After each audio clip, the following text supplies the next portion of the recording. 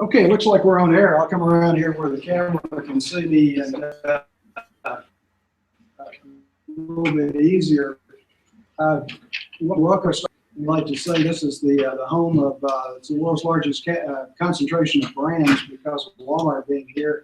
1,400 Walmart supplier teams are here as well. So we also have JB Hunt and transportation and Tyson Foods. So it's a pretty good concentration. Now the class, some have scooted over to the side because they're a little camera shy, but we really appreciate the fact that you're coming in. We're using your book, Social Media Explained, in the class, and it's been extremely helpful, plus your daily blog as well. So look forward to what you have to say to us, and we'll have a Q&A, so feel free just to talk as long as you want to. And then, okay.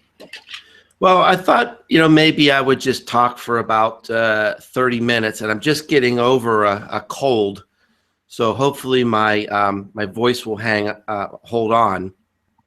But I'd really love to hear your questions. I think it's a great opportunity. I mean, when I took my MBA classes, and I would love to get the chance to talk to people who are out in the field and doing this. So, and I love answering questions, and I love getting questions because your questions may very well end up as my next blog post.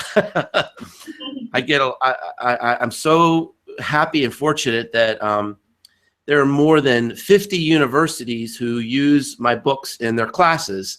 So I lecture in classes like this quite a bit, at least once a week, I would say, and I really enjoy it. And I look forward to learning from you as well. So I'm really happy you read the book. It's a nice short book, and the reason I wrote it was because I kept getting the same questions over and over again. I consult to a lot of big companies. Maybe I don't know if your professor told me. I don't know if you know much about my background, but maybe I'll talk a little bit about that first. I started out as a journalism major, but really wanted to get into marketing. I took marketing kind of late in my college career, fell in love with it, really wanted to do that, and started actually in public relations, and eventually moved to sales. And when I was around 27, I started working on an MBA. Took me about 3 years to get through with the MBA, doing nights and weekends. And then I finally got into marketing. And I also have a master's degree in applied behavioral sciences. And that may seem like a weird degree, but it's really helped me as a consultant. It helped me when I was working for a big company. It also helped me as a consultant because it helps me look at the bureaucracy and the psychology and the personalities of an organization, so I can create more effective strategies. I started my own business about 8 years ago. I started teaching and consulting, and I started to blog really as an experiment because I knew that to teach and to consult, I needed to do this stuff. I just couldn't tell people about it unless I had my own experience. And my blog started to take off. And I think what really resonated with people is that I had maybe 30 years of experience in marketing. And a lot of the bloggers at that time really didn't come from a marketing background, really didn't come from a corporate background. So I think I had a voice. I have a very practical, rational view of business and social media and content marketing. I think that resonates with people. So the main ways that I make money today is I do consulting. Really on marketing strategy is what I love to do. I love getting really hard marketing problems. And so I consult with like Adidas and Johnson & Johnson and Dell and Merck and the US Air Force. And I've written 5 books. I do a lot of speaking. I speak all over the world. In a few weeks, I'm going to India for a speaking tour of India. And I'm also going to be going to Romania this year and Scotland. And I'm trying to remember what else I got going, but quite a few things. Last year, I got to go to New Zealand and and Fiji, if you can imagine that. And that's a real fun part of my job. And the best part of my job is through the blog, really, I've connected with amazing people all over the world. I can go to almost any city in America or really overseas and find somebody that knows me and wants to, have a drink and connect and have a nice conversation. So what I thought I'd talk a little bit about tonight is my new book. And in a way, it kind of takes off where Social Media Explained ends. And so I saw this statistic a few years ago that kind of blew my mind. It said that in the next 5 years, the amount of information on the internet is expected to increase by 500%. So if you can imagine how big the internet is, in the next 5 years, we're going to have 5 of those. And I had already started to detect that it's getting harder to be in marketing. And you could almost predict that this would happen because we are in the third digital epoch. That's EPOCH, not EPIC. EPOCH, epoch. And the first digital epoch was just having a website. It was based on presence. The second epoch was based on search. Once we had a presence, we had to be found. So we spent a lot of money on discovery, on search. The third digital epoch is where we are today. And it's based on mobile and social media, fueled by content. And the emphasis is on helpfulness, on utility, on helping people at their point of need. So you could be in a car on the way to a movie. You could be in a store at the point of purchase. You could be in the middle of a cornfield. And you could get information on your mobile phone to help you. Now, here's the problem. As we get to the end of each of these digital epochs, it becomes more difficult to be in marketing. So if you were the first business in your vertical to have a website, oh, happy day. Then it got hard. If you were the first one to figure out search engine optimization, good news, good news, good news, until your competitors figured it out.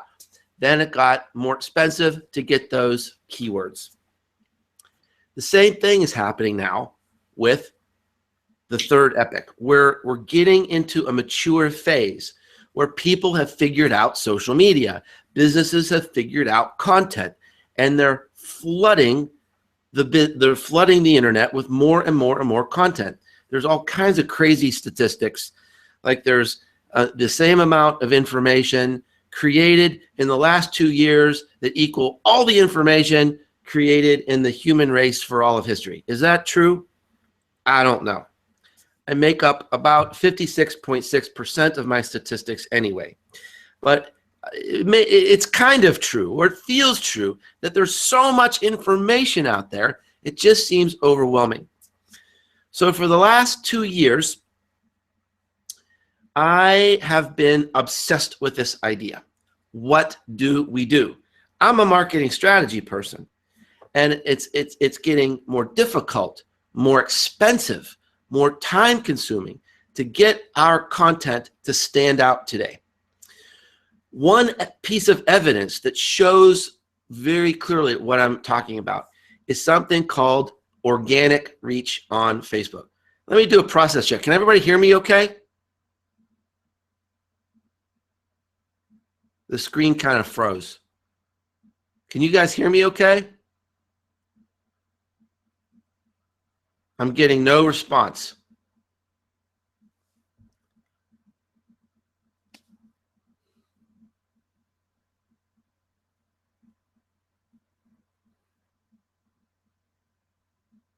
Are you guys there?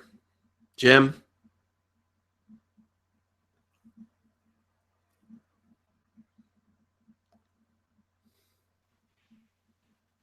Are you back? Mark.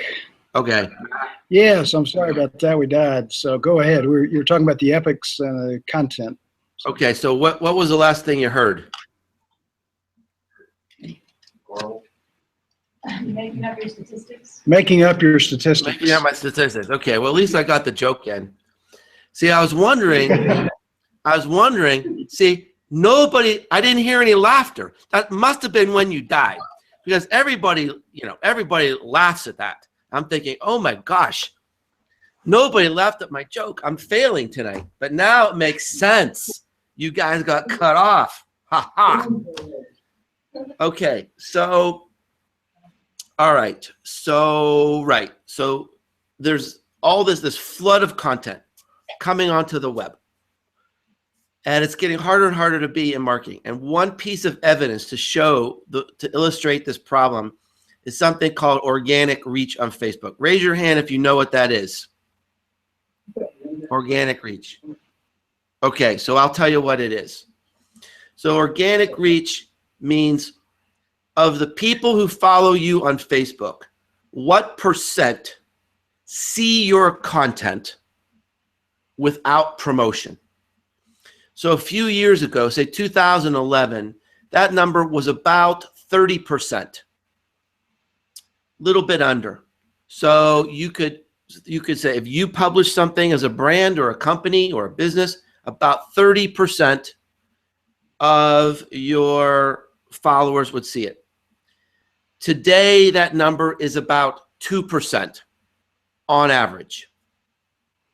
And the reason that Facebook gives for this cataclysmic decline is that there's too much stuff. It's exactly what I'm talking about.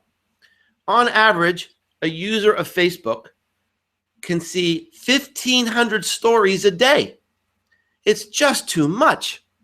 So Facebook ratchets it down. It edits it with this algorithm they have called EdgeRank.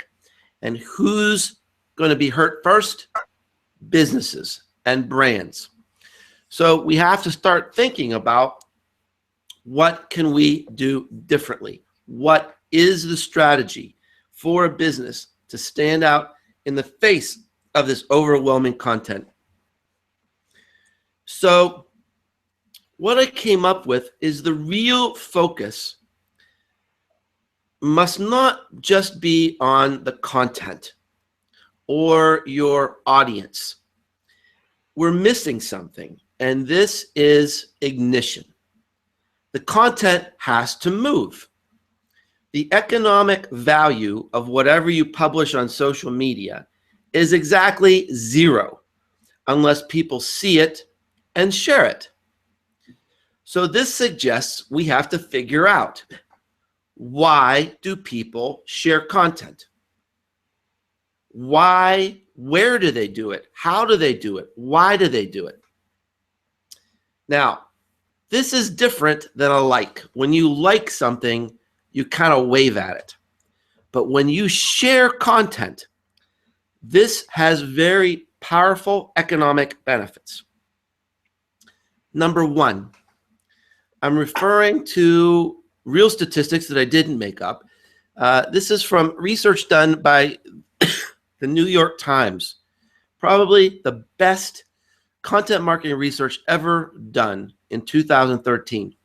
And they showed that 85% of the readers who share content say they understand the content.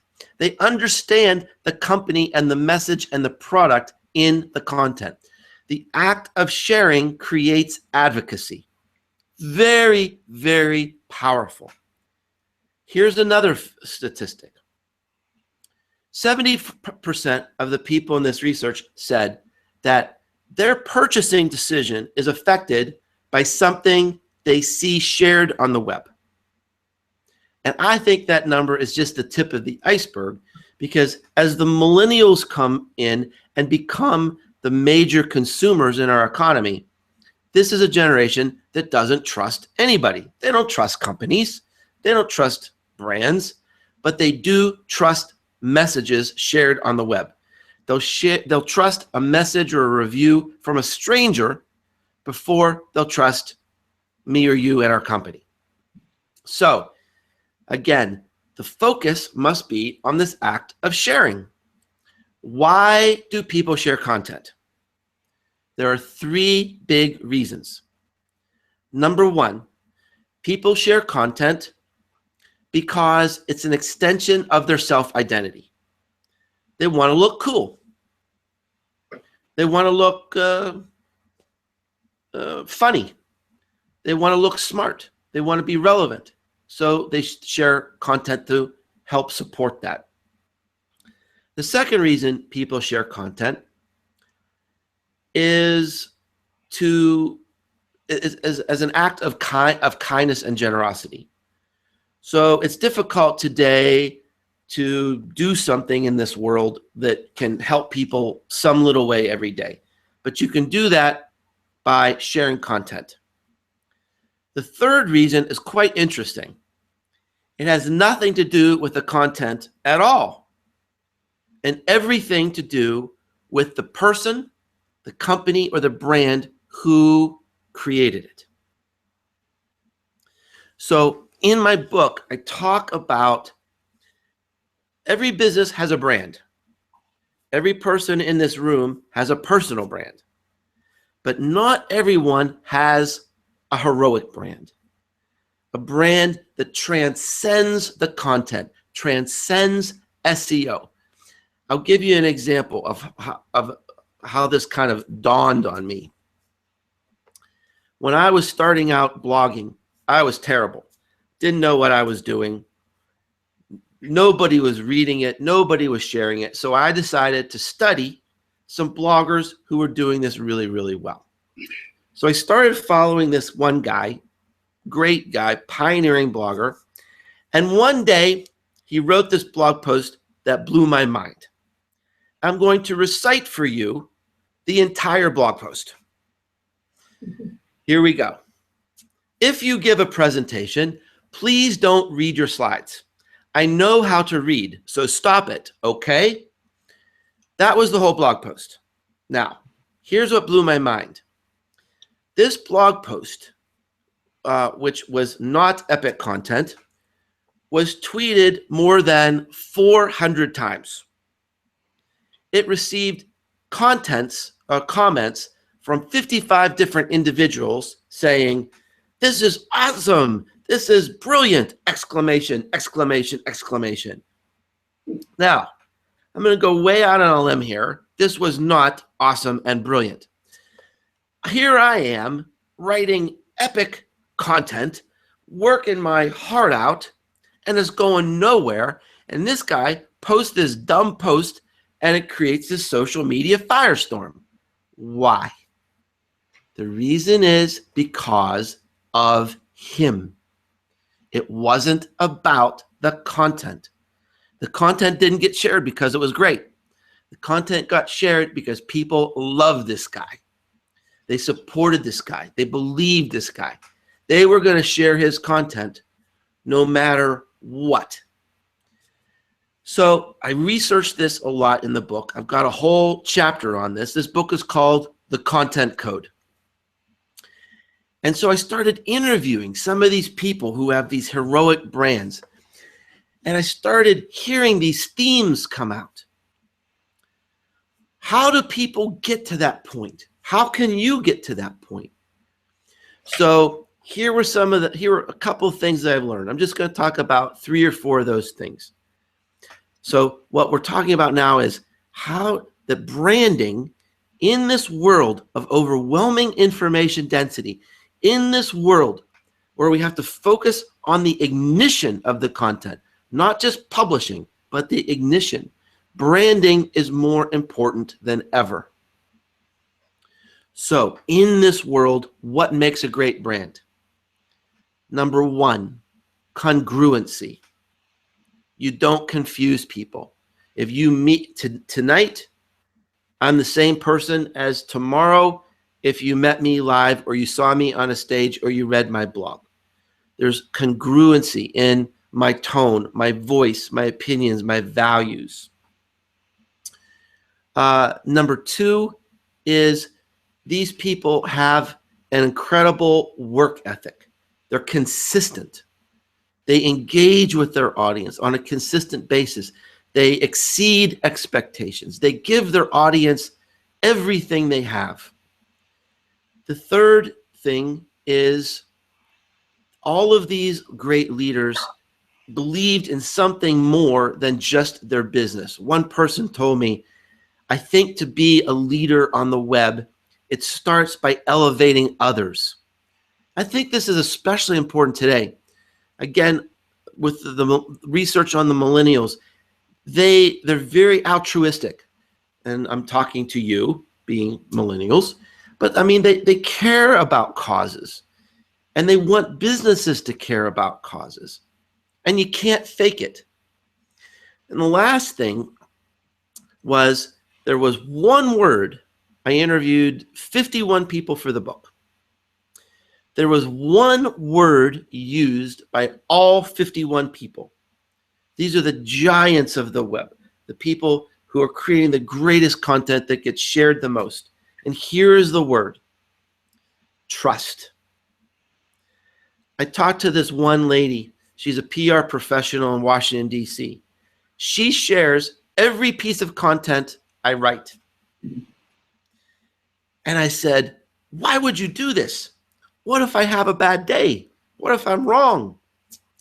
She said, I share my content with, I share your content with my audience, even my family and my friends, because I trust you.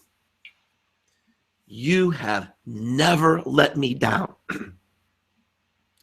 Not one time. Not one blog post. And there's a great lesson here. I've been writing a lot about this recently, because probably the most profound trend in marketing right now is sponsored content. It's very difficult to get advertising to work on the internet today. So what brands are doing is they're saying, look, hey, Mark Schaefer, you have a cool blog. I'm going to pay you money so that we can write a story for your blog. Well, now all of a sudden, it's not my blog. More or less, it's an ad for somebody else. And I think people are taking that easy money and they're not realizing what it's doing to the trust with the audience. You're turning your blog, you're turning your content into a NASCAR jacket with ads all over it. And I think if I started doing this, my friend in Washington, D.C., she wouldn't share my content every day anymore, because she wouldn't know exactly what it was. She wouldn't know exactly who wrote it or why. So I think this is a big ethical issue. I think it's a big strategic issue that a lot of people are struggling with.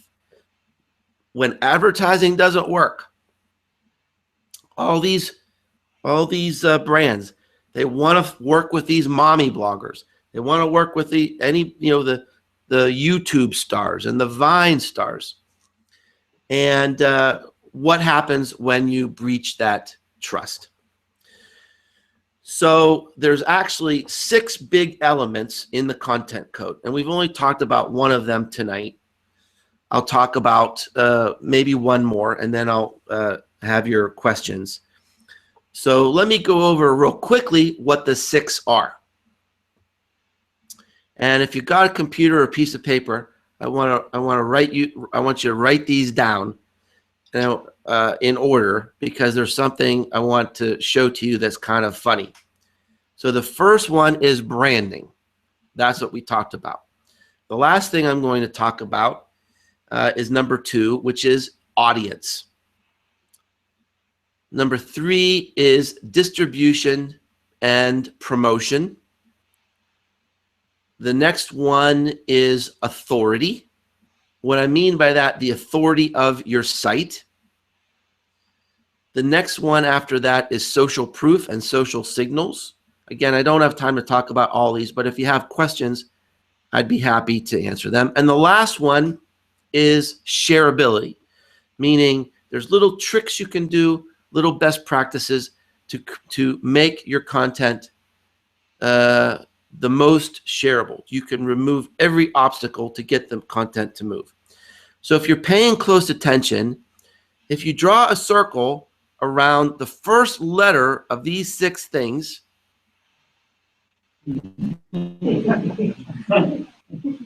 It spells badass. So when I realized I had done this, obviously I knew right then that this was the greatest achievement of my career. That I literally created a badass strategy. I almost just stopped writing the book right there because I thought, look, I'll never top that. I've created the badass strategy. So again, I mean, I'd be happy to answer your questions, but with our short time, the only other one I want to talk a little bit about is this idea of your audience. And not just any audience, but in the book, I define this term called the alpha audience.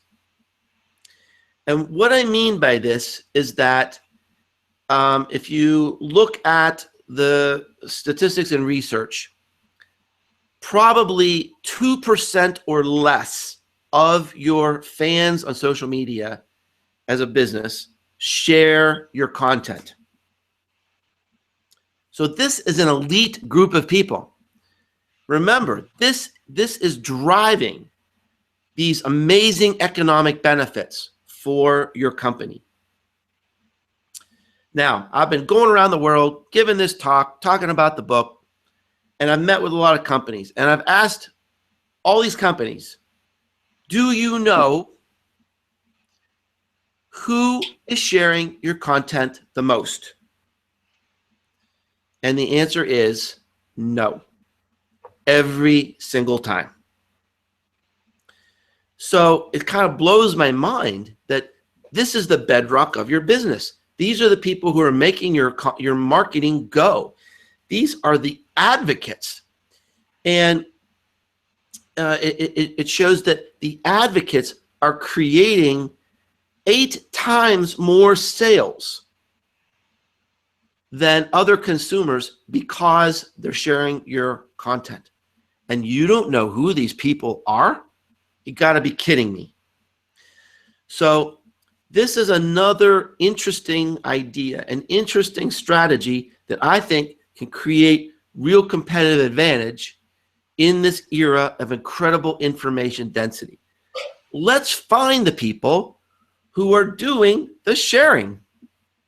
What if we had a strategy to find that 2%, nurture them, love them, reward them, get them to share more, and turn that 2% into 3%, and then 4%. Wouldn't that create amazing benefits for our company? Our competition wouldn't even know what hit them. So anyway, so that's a little bit about my new book. I'd love for you to check it out, especially if you're thinking of making a career in marketing. It's the first book of its kind, really.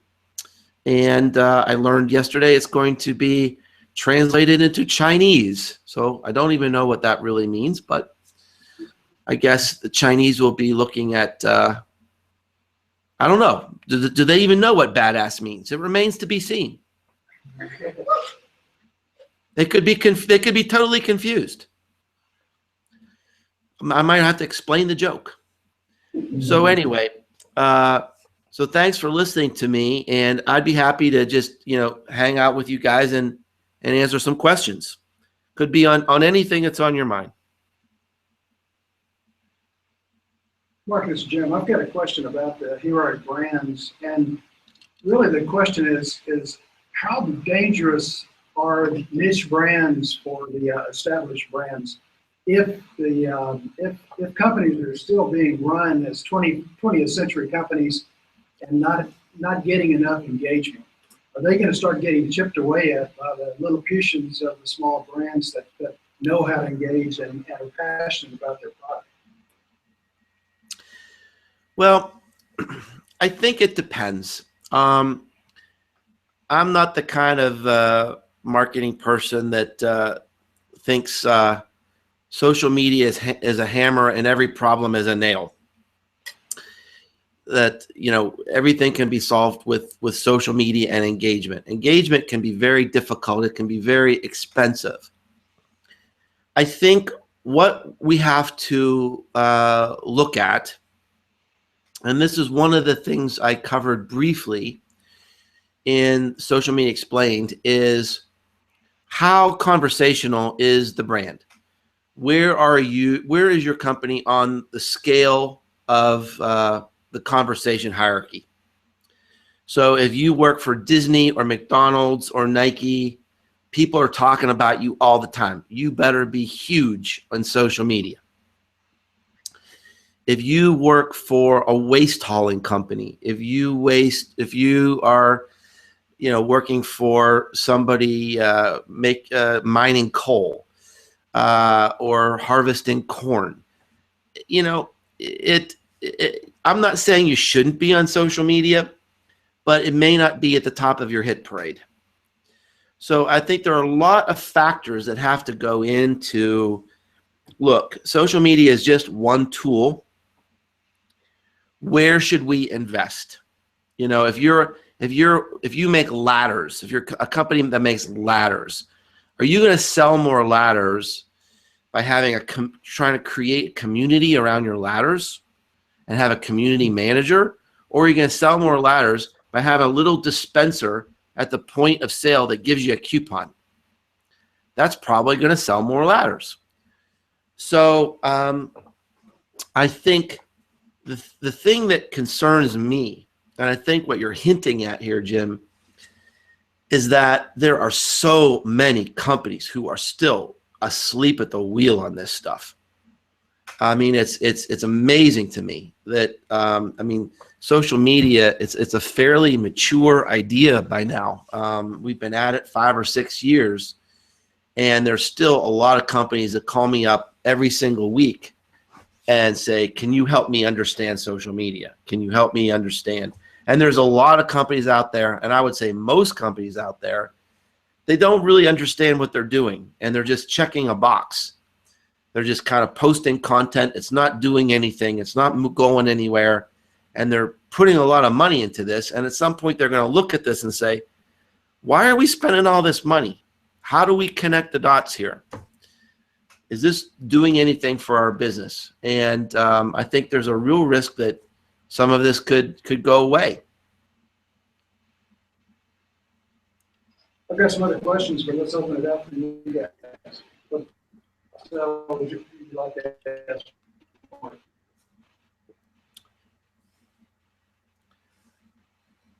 Yes. Talk about shareability more. Oh, could you repeat the question? Just going over some of your tips for shareability. Well, yeah. Excuse me. Well, this is one of my favorite parts of the book, because in fact, I didn't write the book in badass order. Some people were confused by that.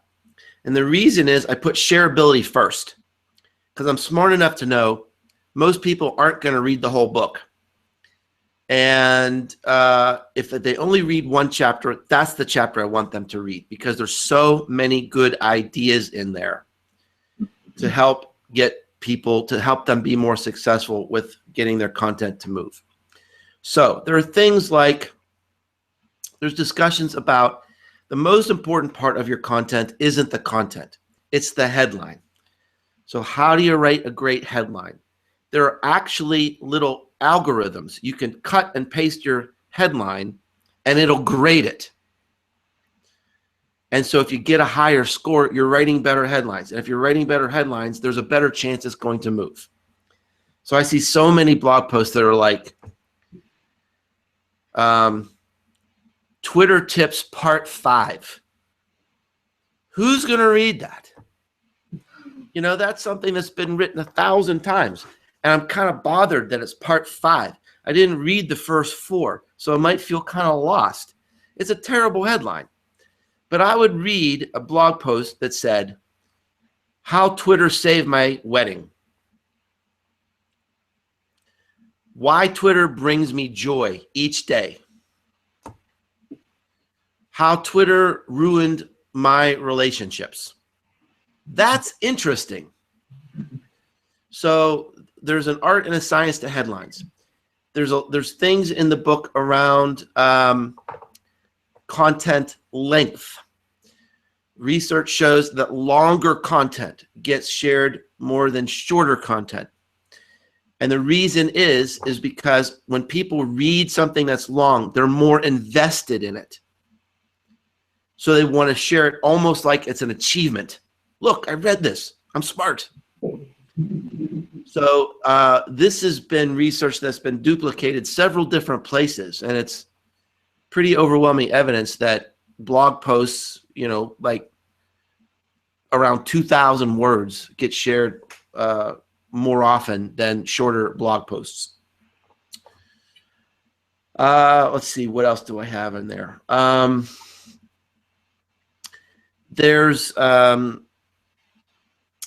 What else do I have in there? We've got some mechanical stuff in there, like optimizing your sharing buttons. I've been doing some consulting on this, and I found that about 75% of the companies that I'm working with don't have optimized sharing buttons. They're making it more difficult for people to share content. So those are a few things. I think there's a total of 25 tips in that section, and it also gets more into like the psychology and the sociology of sharing, and which was one of the most interesting things for me to write about, because sharing content, it's really a big deal. It's a very intimate experience. People generally don't share content. And when they do, I mean, it's a very, very personal statement. And it makes me appreciate all the people who share my content every day. It's like, wow, what a gift. This is so awesome.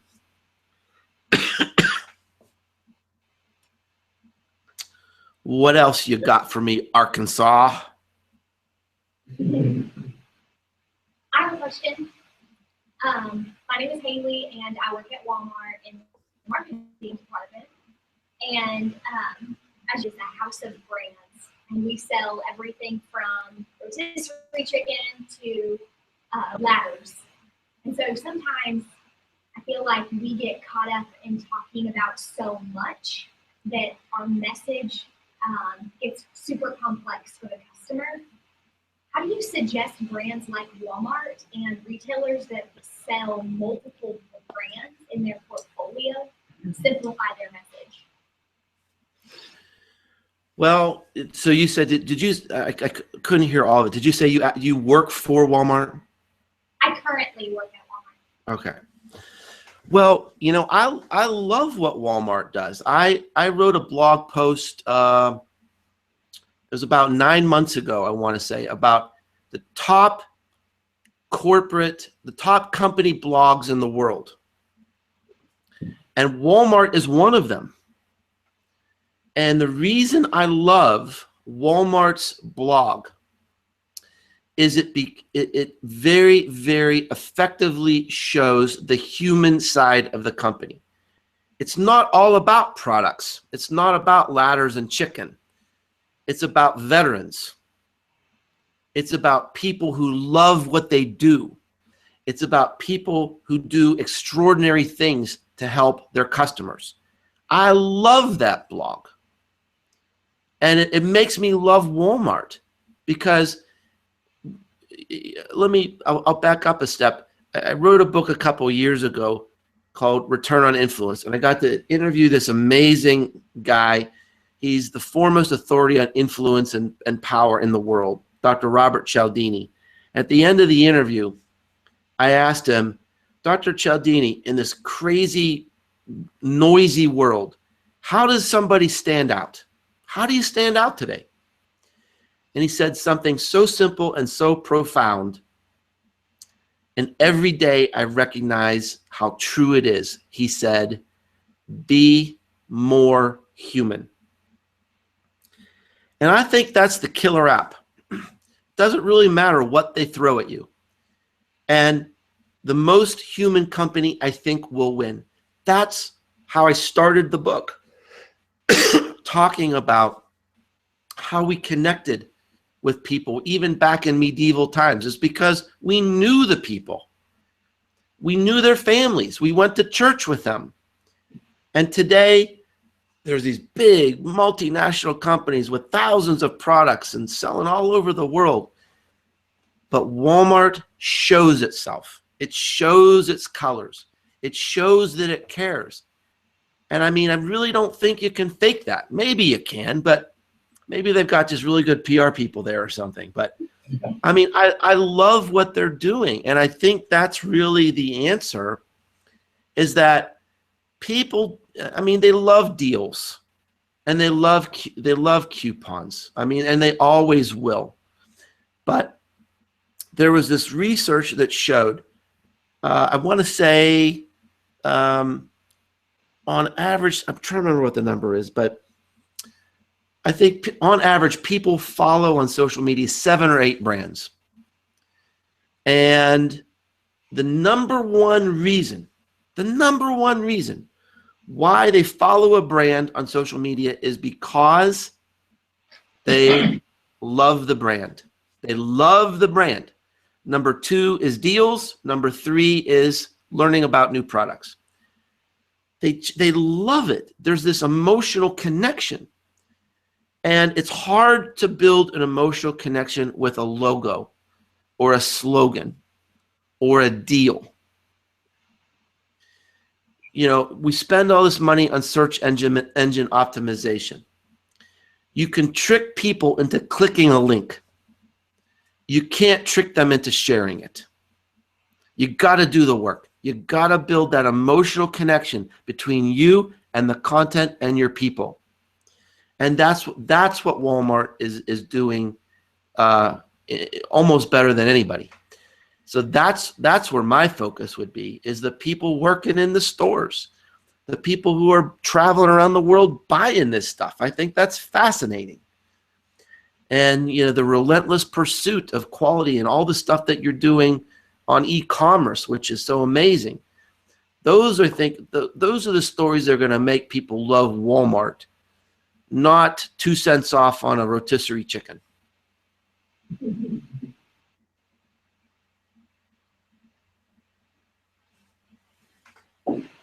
Mark, how are companies keeping score today?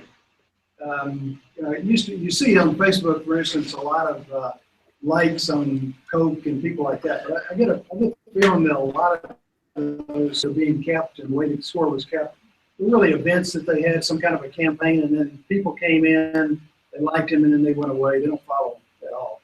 So is there a metric today that companies are smart to be following that not enough are? Well, I've been writing a bit about this, and I'm thinking of actually doing a revision of the Social Media Explained book and adding some of these ideas. And so let me back up and talk about the benefits of social media marketing. So there was this research that interviewed 4,000 marketers, and they said they gave them a long list of, you know, all the different benefits, all the different things you could realize. But I'm going to focus on 2. One is awareness, and the second one is revenue. A soft benefit and a hard benefit. So in the people who have been working on social media marketing for just 1 year, more than 80% said, we have received a boost in awareness. We love what's happening with awareness. That's tremendous. 80% in the first year. Now, in the first year, how many saw a direct increase in revenue due to social media marketing? About 25%. And in fact, it takes about 4 to 5 years until you get 80% of the people saying, yes, we're seeing it impact sales. Now, what does that remind you of in the Social Media Explained book? It's the engagement curve, right? At the bottom, what do you have? Awareness. It leads to engagement, that leads to trust, and eventually, boom, something at the top, people are buying from you. It takes time. Social media is about building relationships over time. It's different than ads. It's different than coupons. It's different than end of aisle displays. It's about building the trust, building the connection like Walmart is doing on its blog. So here's an interesting thing about measurement. It's not just important what you measure. It's also important when. So we know most companies don't see a financial return in the first year. So why are we all measuring that? Why is it so important in the first year? We know it's probably not going to happen. But what companies do is they say, all right, here's our goal. Here's our metric. And we're going to measure this for the next 5 years. Well, if you pick return on investment or revenue or sales as your goal, you're going to fail. You're going to be frustrated. You're going to lose your job because the odds are stacked against you. It ain't going to happen. Now, that's not to say it shouldn't happen eventually, but in the first year, I think it is important to measure likes. And did we follow a content schedule? Did our audience grow? That shows the culture is changing. We're moving in the right direction. We're getting our content out there on a consistent basis. Are we getting mentions? Are we getting tweets? Those are all signs you're heading in the right direction. And that's what you should measure in the first year. In the second year, you need to change it. You need to move beyond that. In the second year, you need to be looking at things like, are people subscribing to us? Are they subscribing to our blog or our YouTube channel? Are they following us on Facebook or Snapchat or Twitter? Who is retweeting us? Are we starting to get some influential people retweeting us or mentioning us? Is our work starting to be shared by other people? Are we getting links? Are we seeing recommendations out there? Are we connecting with influencers? That shows we're moving up the engagement curve. Then at some point, maybe the 3-year mark, maybe even a little later, you've got to start bringing this down to sales, cost savings, leads, conversions, revenue, stuff that really matters to the business. Now, that's not saying it couldn't happen in the first year. 25% of the companies in the survey showed it did. But I think a lot of companies get hung up on our goal is revenue or our goal is this, and they stick with that for 5 years. And it's not something that's even realistic until maybe year 2 or year 3 or year 4. So let's just be realistic about what are we trying to do? What is possible? And kind of step back and measure it that way. It's interesting that entrepreneurs and new products aren't expected to break even in the first year. So why should social media have the pressure on it to necessarily get an ROI? Yeah, I mean, there's a big learning curve involved. Yeah, one of the things, going back to your point about trust, is that one of the great things about social media, if you're engaging and the audience is hammering you about some particular product, if you're listening, if you've got a listening strategy and you're willing to engage, then you're able to attack those things that are going to hurt your trust. When false things are being said, and sometimes even, accurate things are being said, at least you're willing to address it. I know as an example, Monsanto gets hammered a lot, and they may be doing better than they did, but at least a year ago, they weren't even addressing their critics. And yet they have all this stuff on their website that they can point people to. Very, very true. And that's an example of exactly what I was saying, that it's still a wide open opportunity out there around social media marketing, because so many businesses, they don't get it, or they're behind, or they haven't even started yet. So so I mean, that means business is good for me, I guess. Absolutely, they're going to need to have consultants. Yeah. Somebody else? Yes. I'm just curious on, Mark, can you hear this question from the other? Yeah, I think so. excuse me, how brands are starting to use Snapchat, not just for like ads and targeting, but just for general content they're sharing now. Have you had much experience with that? The question was advertising and promoting on Snapchat. And just general content as well that brands are starting to put out there. There are brands using Snapchat. Yeah. Well, I think, excuse me, I'm sorry. I think Snapchat is extraordinarily difficult for brands to use. And I hope someone will figure it out and prove me wrong. But I'll give you an example.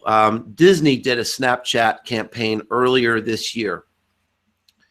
And they hired 3 Snapchat artists to come to their park and create art for 24 hours.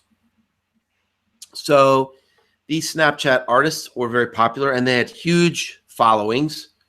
So they said, hey, everybody, come over to Disney, because we're going to be creating art for Disney for the next 24 hours.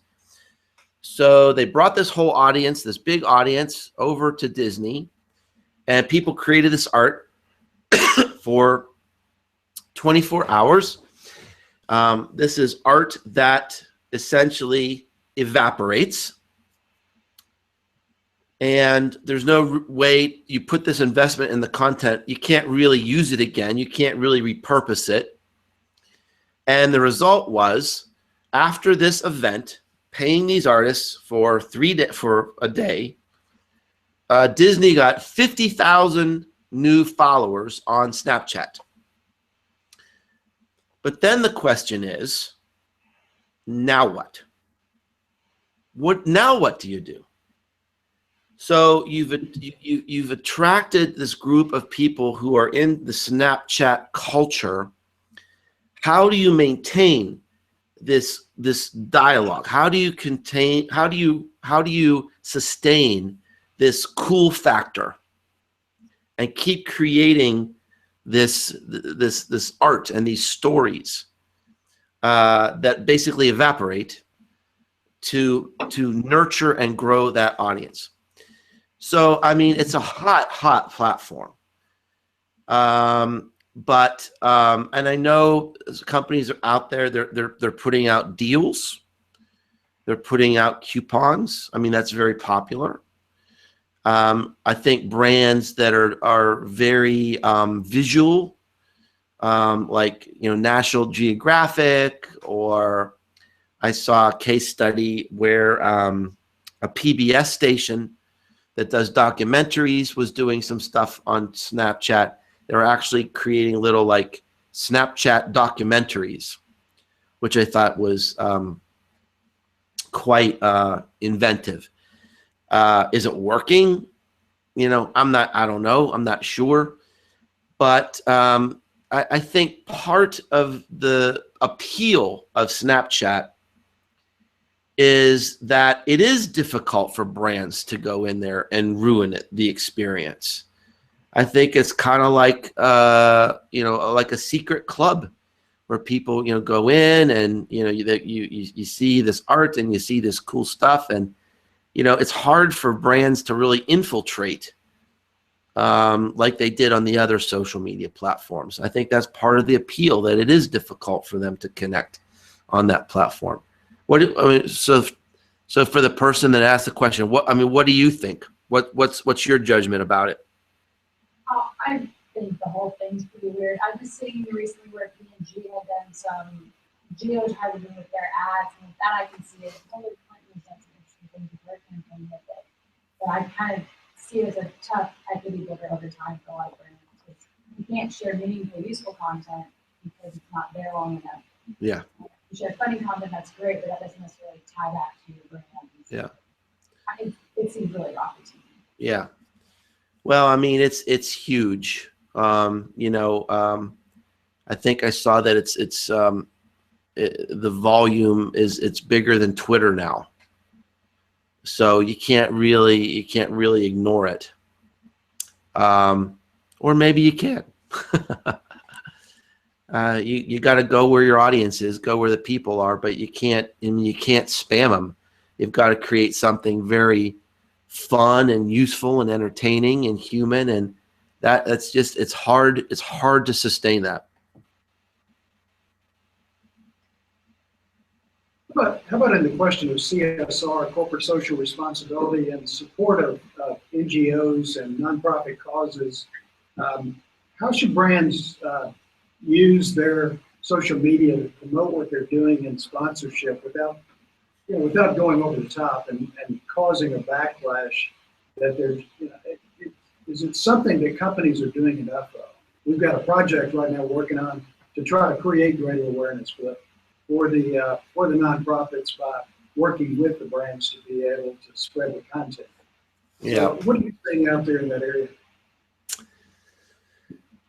That's a tough question. It really is a delicate balance.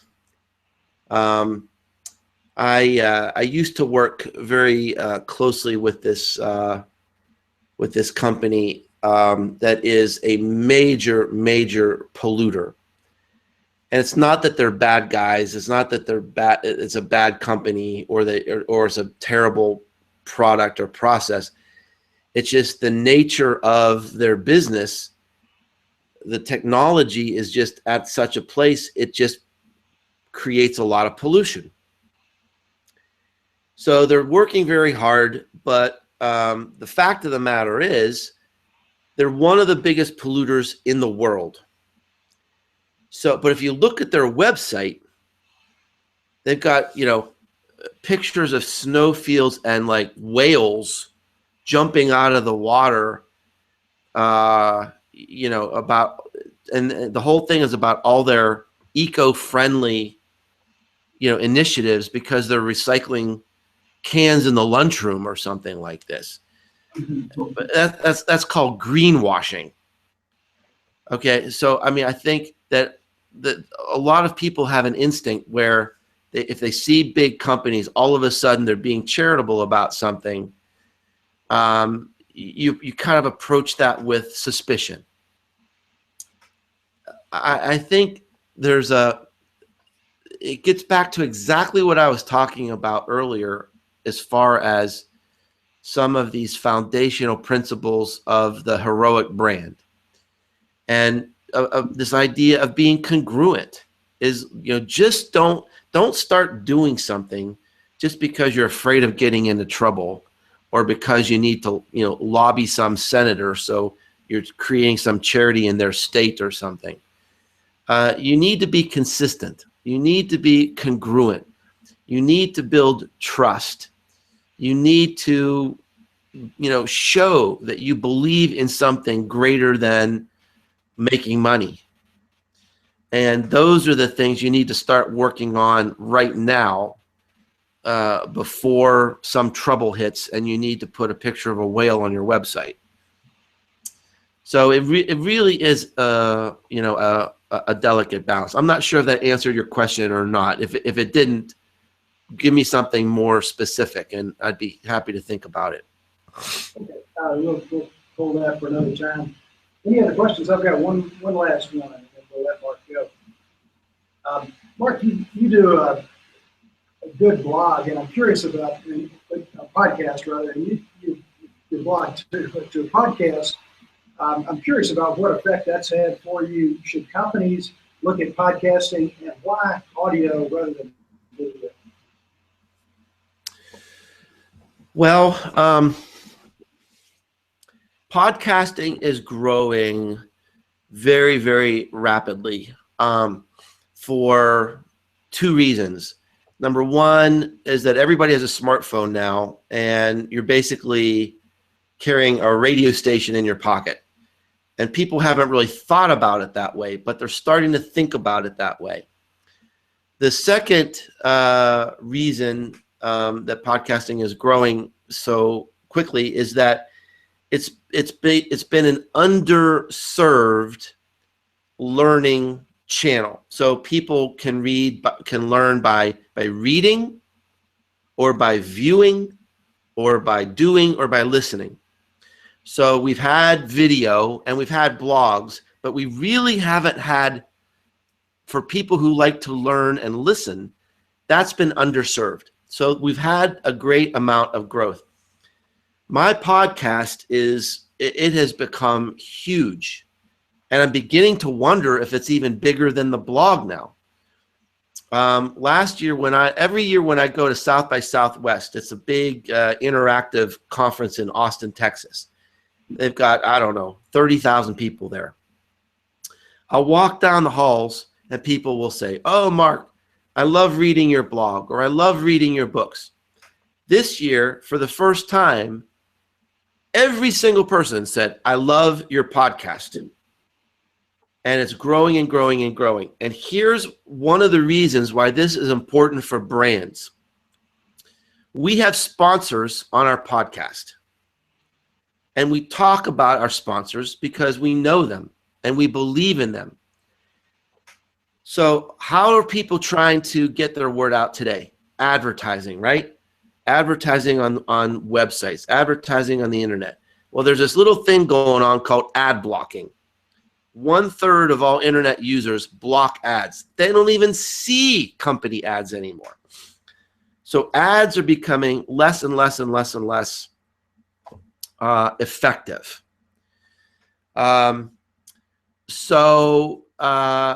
This idea of advertising on podcasts where you've got real people talking about your brand.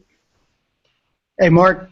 Yeah. Sorry, you were talking about ad blocking, and we got an snap, it quit again. So start with ad blocking and go from there. Yeah, so 1/3 of people who are on the internet block ads. They don't see ads. So all these companies, and there's lots of other problems with ads right now that can't get into in a short period of time, but ads just don't work on the internet anymore. And so companies are looking around and saying, what do we do? Well, on a podcast, I have sponsors of the podcast. I know them. I believe in them. So I'm a trusted source talking about these products, and it can't be blocked. You can't block my voice when it gets to the advertising part of the podcast.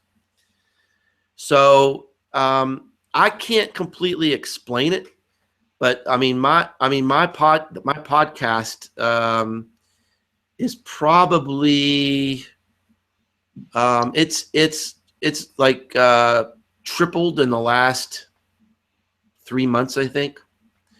I mean, it's just booming, and people seem to be really loyal to it. They're doing binge listening to my podcast, and the thing that makes us different is we're funny, and we're entertaining. It's a very unusual podcast, and I think that helps us stand out. But podcasts in general are really hot right now. All right, I think that's it. Yeah, how do you measure podcasts? How do you measure it?